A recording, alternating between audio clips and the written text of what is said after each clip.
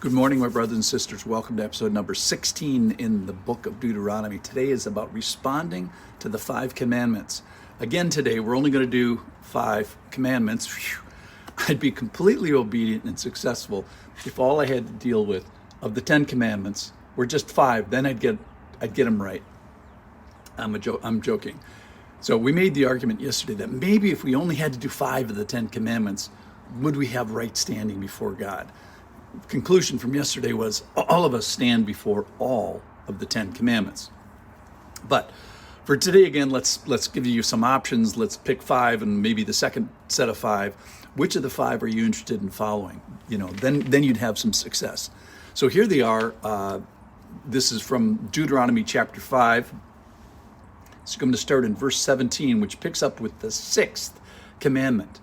You shall not murder. And you shall not commit adultery. And you shall not steal. Number 8. Number 9, you shall not bear false witness against your neighbor. And then the 10th commandment, you shall not covet your neighbor's wife, and you shall not desire your neighbor's house, his field, his male servant, his female servant, his ox, his donkey, or anything else that is your neighbor's. So today we get to do murder, violence, adultery, and taking from someone something that is only for their spouse.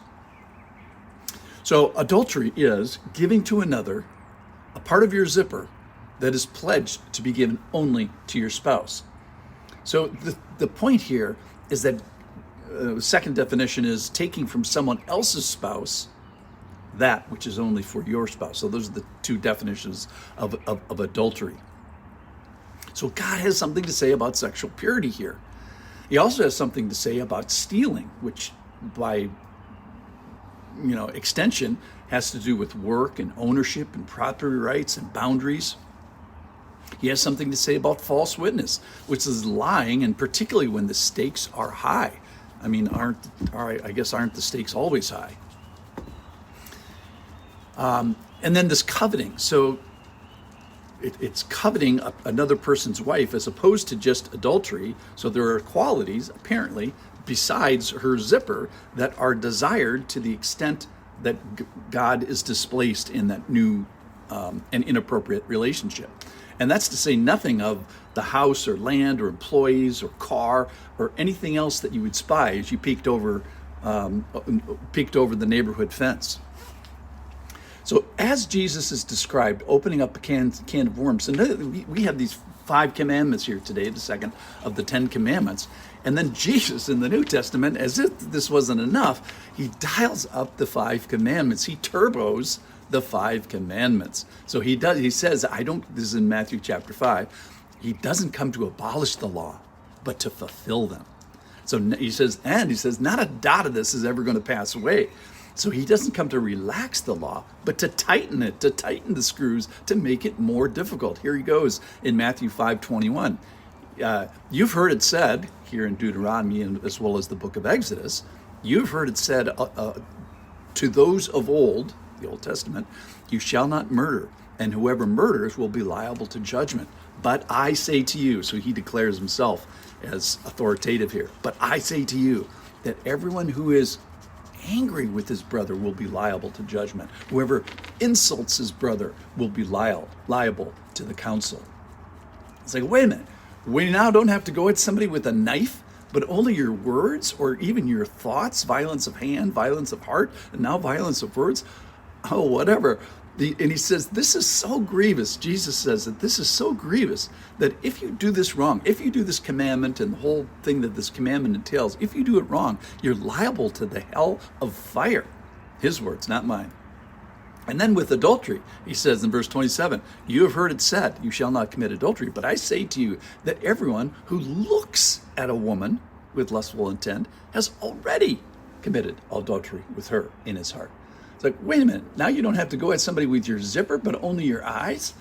So, here's the bad news today, is we live in the land of more than the 10 commandments. Now, here's my favorite part about this. So now that you're all burdened and everything, listen to what the Israelites do. Verse 22, back to Deuteronomy chapter 5. These words that the Lord spoke to all your assembly at the mountain out of the midst of the fire and the cloud and the thick darkness with a loud voice, and he added no more. And he wrote them on 2 tablets of stone and gave them to me, Moses. And as soon as you heard the voice out of the midst of the darkness, while the mountain was burning with fire, you came near to me, all the heads of your tribes and your elders, and you said, Behold, the Lord has shown us his glory and his greatness, and we have heard his voice out of the midst of the fire. This day we have seen, God will speak with man, and man shall live. They're so sobered. Verse 25. And now, therefore, why should we die? For this great fire will consume us. If we hear the voice of the Lord our God any more, we shall die. For who is there of all flesh that has heard the voice of the living God speaking out of the midst of the fire as we have, and still lived? Go near and hear all that the Lord our God will say, and speak to us all that the Lord our God will speak to you, and we will hear it and we will do it. So I love how they respond. When you hear the voice, you came near. You recognize, these guys recognize the presence and the glory of the Lord. They recognize his voice and his protection and all the things of these commandments. And he says, the Lord has shown us his glory by speaking to us these commandments. The Lord has shown us his glory and his greatness.